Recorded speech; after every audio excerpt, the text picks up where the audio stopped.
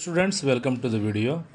Today we are solving the question of EMV, that is expected monetary value, and EVPI, that is expected value of perfect information. Students, आज हम जो question solve करने वाले हैं वो है EMV के रिलेटेड एंड EVPI के related. Now the data is given to you. Question हमें दिया है a farmer needs to decide which crop to plant, crop A, crop B and crop C. तो मेरे पास तीन ऑप्शंस अवेलेबल है, तीन प्रोडक्ट अवेलेबल है. You have to decide which plant to be selected. The profit depends on the rainfall conditions. अभी profit कैसे दिया है, टेबल में आपने देखा होगा.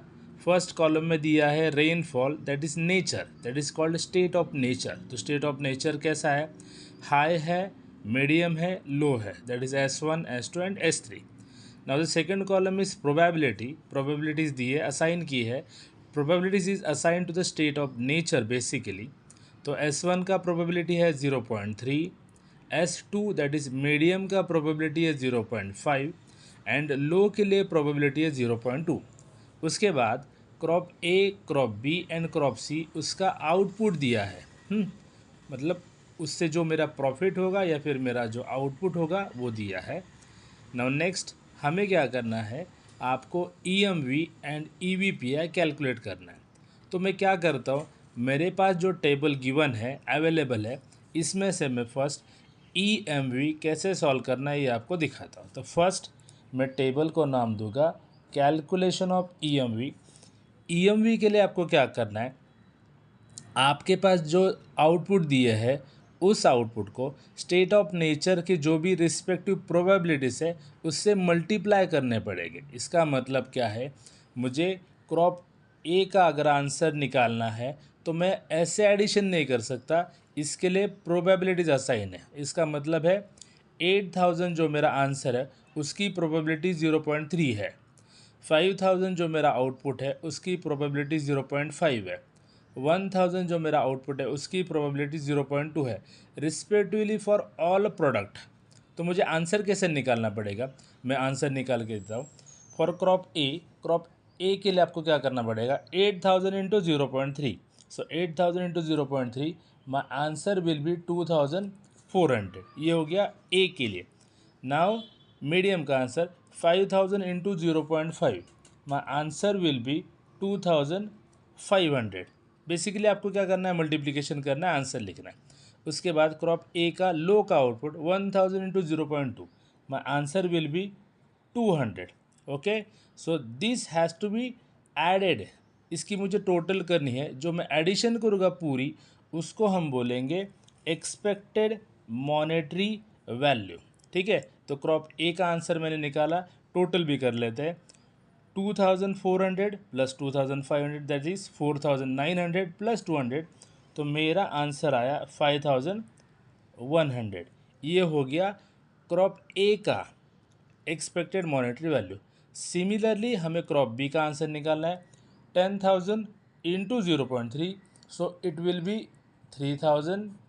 Next 4500 into 0.5, it will be 2250. और last 500 into 0.2, it will be 100. फिर से मुझे टोटल करनी है. 3000 प्लस 2250 दैट इज़ 5250 प्लस 100. तो मेरा आंसर आया 5350. ठीक है, क्रॉप ए का आंसर आया था मेरा 5100, क्रॉप बी का आंसर आया है 5350. नाउ क्रॉप सी, सिमिलरली 6000 इंटू 0.3, उसका आंसर आया 1800. 6000 इंटू 0.5, उसका आंसर आया 3000. और लास्ट 4000 इंटू 0.2, उसका आंसर आया 800. फिर से टोटल ले लो, 1800, 3000 एंड 800. इसकी टोटल होगी 3 + 1, 4800 एंड 800. इसकी टोटल है 5600. ठीक है, देखो आंसर कितना आया है. क्रॉप ए का आंसर आया 5100, क्रॉप बी का आंसर आया 5350, क्रॉप सी का आंसर आया 5600. Now you have to take a maximum amount और मैक्सिमम EMV. तो जो मैक्सिमम रहेगा हम लिखेंगे मैक्सिमम of 5100, 5350 एंड 5600। ये जो आंसर आएगा ये होगा मेरा E M V. So E M V equal to 5600। ठीक है, ये हो गया मेरा क्रॉप सी का answer. Now we have to calculate the E V P I. अभी मुझे क्या कैलकुलेट करना है, ई वी पी आई।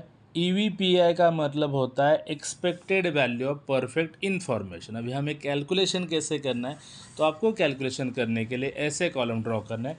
फर्स्ट आपका कॉलम रहेगा जो स्टेट ऑफ नेचर है, वो मेरा कॉलम रहेगा। तो मेरा फर्स्ट कॉलम कौन सा है कि rainfall is my state of nature. उसके बाद आपको क्या करना है, स्टेट ऑफ नेचर का जो भी मैक्सिमम है ना वो कंसिडर करना है, मैक्सिमम। ठीक है, मैक्सिमम। उसके बाद है प्रोबेबिलिटीज़ जो रहेगी, और उसके बाद आएगा मेरा एक्सपेक्टेड उसका वैल्यू। ठीक है, 4 कॉलम चेक करो। इधर मैंने क्या किया था, क्रॉप लिया था, क्रॉप का आंसर इंडिविजुअल लिया था, फिर उसको मल्टीप्लाई किया था। अभी ई वी पी आई के लिए आपको क्या करना है, स्टेट ऑफ नेचर का लेना है, हायर। ठीक है, तो देखो पहले तो रेनफॉल जो भी है मैं लिख लेता हूँ। फर्स्ट कौन सा है, हाई है।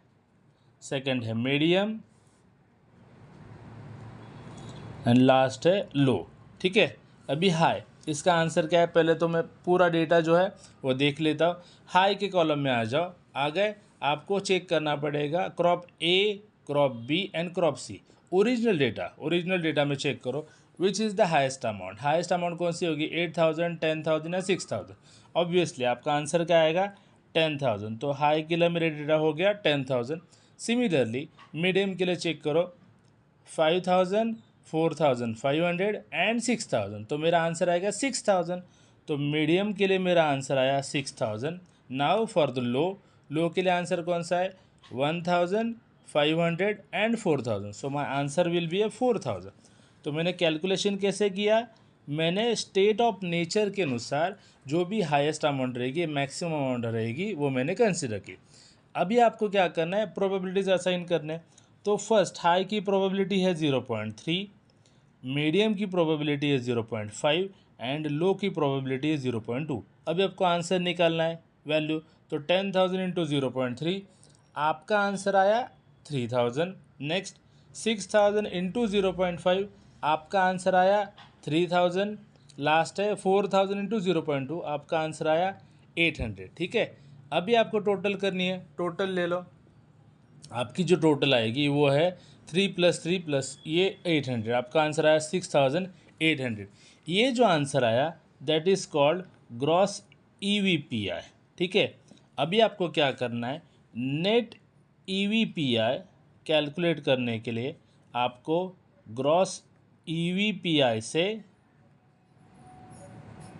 एक्सपेक्टेड मॉनेटरी वैल्यू माइनस करनी है। तो मेरा आंसर कैसे आएगा, 6800 माइनस फर्स्ट वाला जो ई वी पी आया था 5600, आपका आंसर आया 1200। तो ऐसे हम सॉल्व करते हैं expected monetary value and E V P I. Okay, so see you in the next video, bye.